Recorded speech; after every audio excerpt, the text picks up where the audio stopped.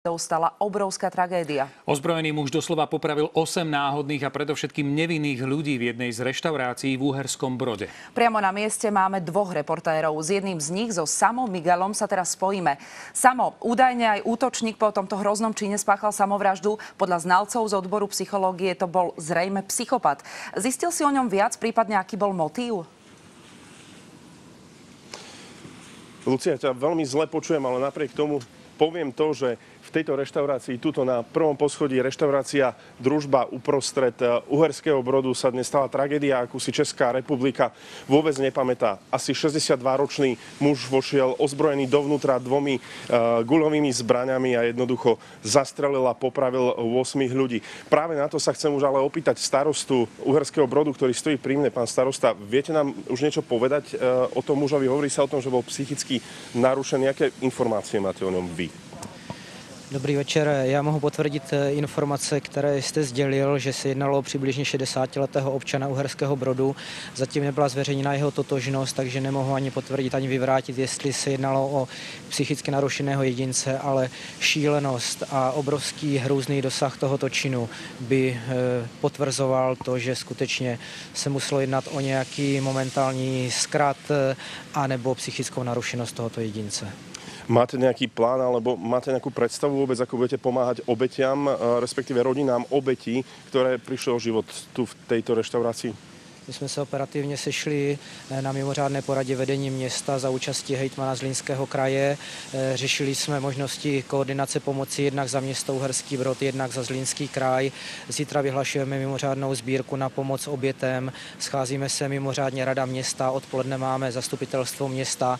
Chceme vyčlenit potřebné finanční prostředky tak, abychom co nejrychleji pomohli pozůstalým po těchto obětech. Já vím, bohužel je to pouze finanční oběť, ztrátu blízkých nikdo nevrátí zpátky. Je to neskutečná lidská tragédie, ale chceme opravdu vyjádřit za celé vedení města, za všechny občany města Uherský Brod, za všechny, kteří nám vyjadřují účast na tomto tragickém činu, hlubokou účast s pozůstalým a jejich rodinám.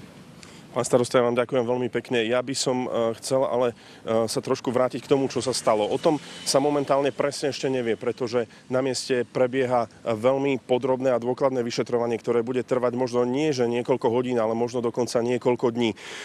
V tejto chvíli by som sa ale pokúsil obrátiť na režiu, aby pustila záznam s redaktorom televízie Prima, pretože do tejto televízie vrah pred tým, ako spáchal tento hrozný čin, zatelefonoval a telefonoval s redaktorom. Vypočujme si, ako nám sprostredkoval to, čo vlastne prebiehalo na telefonickej linke medzi vrahom a redaktorom.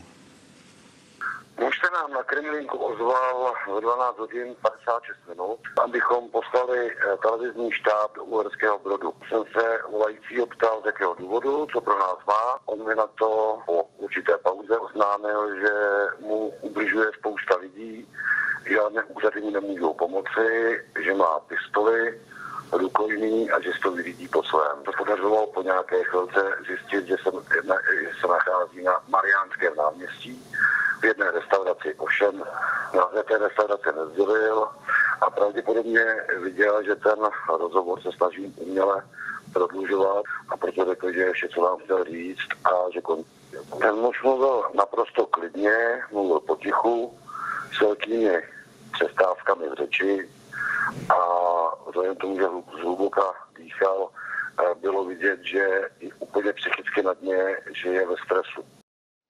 Samuel, jedna veľmi dôležitá, možno zásadná otázka. Aký bol motív tejto streľby? Páchateľ mal 2 deti, bol ženatý, nikdy nechodieval do tejto reštaurácie. Už sa špekuluje o tom, aký mohol byť jeho motív?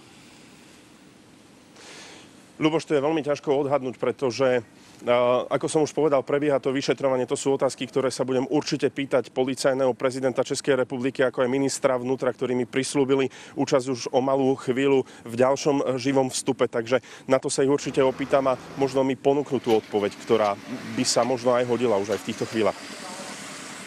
Počuješ, niektorým ľuďom sa z reštaurácie podarilo utiecť zadným východom, alebo vchodom.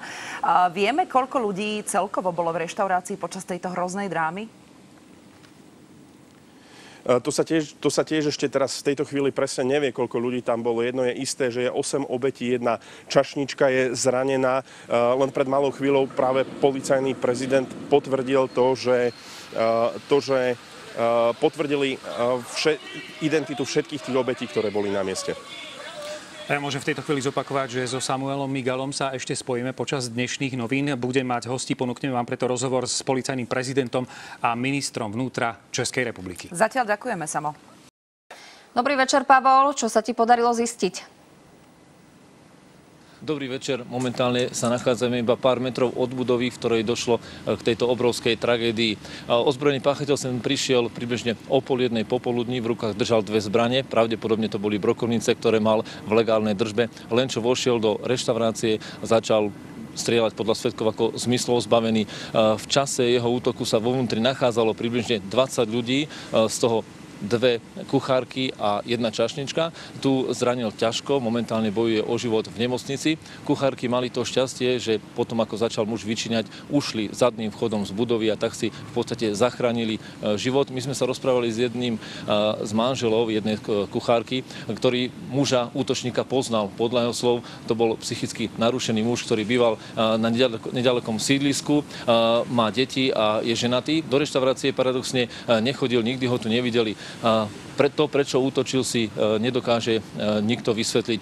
Takisto sme mali tú možnosť stretnúť sa s mužom, ktorý celý útok prežil.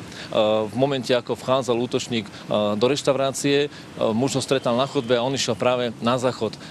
Len čo vošiel na záchod, počul streľbu. Ozvalo sa podľa jeho slov okolo 25 výstrelov. Najskôr nevedel, či sú to delobuchy alebo streľba. Potom počul obrovský krik ľudí, pláč, takže ostal na záchode, zavolal záchranku, políciu a po celý čas komunikoval so záchranármi a s policajtami. Táto dráma podľa jeho slov trvala približne 2 hodiny. On sa bál o svoj život, bol neustále v kontakte so zasahujúcimi policajtami. Tí nakoniec sem prileteli aj z Brna vrtuľníkom. Len čo však útočník uvidel kukláčov, ktorí sa približovali k reštaurácii, tak podľa našich informácií si sám siahol na život a strelil si do hlavy. Momentálne situácia je taká, že policajti stále dokumentujú na mieste činu stopy. Miesto je ohradené, strážia ho policajti a pravdepodobne tu budú až do neskorej noci a my to samozrejme všetko sledujeme tiež. To bol náš reportér Pavol Čertík. Ďakujeme za vyčerpávajúce informácie z Uherského Brodu. Padla tu otázka v predchádzajúcom živom vstupe, aký je ten motív. To zaujíma všetkých nás, že prečo vlastne k tomuto otrasnému činu došlo.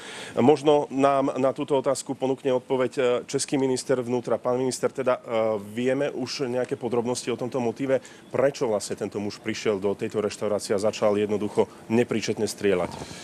Dobrý večer. Tento člověk, podle informací, které máme, trpěl určitou frustrací, pravděpodobně takto řešil svá životní traumata. Mohu potvrdit, že se nejednalo o žádný teroristický čin, jednalo se o akt muže, jestli byl vyšinutý nebo jestli je tam nějaký hlubší duševní problém, to bude muset odhalit vyšetřování. Môžete niečo povedať o obetiach? Ja som pred chvíľou zachytil, hovorili ste, že už sa podarilo identifikovať všetkých 8 obetí, o koho išlo, v akom veku? Jednalo se především o muže, jednalo se o jednu zaměstnankyni tohoto baru. Všechny osoby byly stotožněny, v současné době se rodinám sděluje tato smutná informace, to znamená, nebudu konkrétnější do té doby, než rodiny budou spraveny o tom, co se tedy stalo na místě samém. A nás hlavně v tom vyšetřování bude zajímat, jak tento člověk, pokud byl opravdu psychicky labilní, mohl získat zbrojní průkaz. To bude hlavní téma vyšetřování, na které se teď zaměříme. To je presne otázka, čo sa týka tej zbrane aj na policajného prezidenta. Pán prezident, akými zbraňami bol vlastne ozbrojený tento páchateľ? Tak máme informace, že tento pachatel byl držitelem 2 krátkých zbraní. V tuto chvíli na místě probíhá ohledání místa činu. My samozřejmě budeme podrobně zkoumat, zda se jedná o zbraně, které byly legálně drženy, či případně by to mohly být i jiné zbraně. Úplne v krátkosti sa ešte opýtam, na mieste bola aj špeciálna zásahová jednotka. Nedalo sa tejto tragédii nejakým spôsobom zabrániť? Víte, Policisté byli na místě bezprostředně poté, co dostali oznámení, že se v této restauraci střílí. Samotní prvoinstanční policisté, kteří byli přítomní, byli v bezprostředním ohrožení života, proto byla povolána i zásahová jednotka a útvar rychlého nasazení. Na místě jsme tohoto člověka svým způsobem uzamkli, to znamená, my jsme mu znemožnili další postup směrem do města a tím tak, aby neohrožovali obyvatele Uherského Brodu. Následně pak byl proveden zákrok, při kterém nedošlo ke střelbě ze strany policistů. Ten pachatel sám proti sobě otočil zbraň a zastřelil se. Ja vám ďakujem zatiaľ veľmi pekne, takže len dodám toľko, vyšetrovanie aj naďalej v týchto chvíľach tu nad nami v reštaurácii prebieha. No a samozrejme kolega Palo Čertík tu ostáva na mieste a tie informácie, ktoré budeme mať aktuálne, okamžite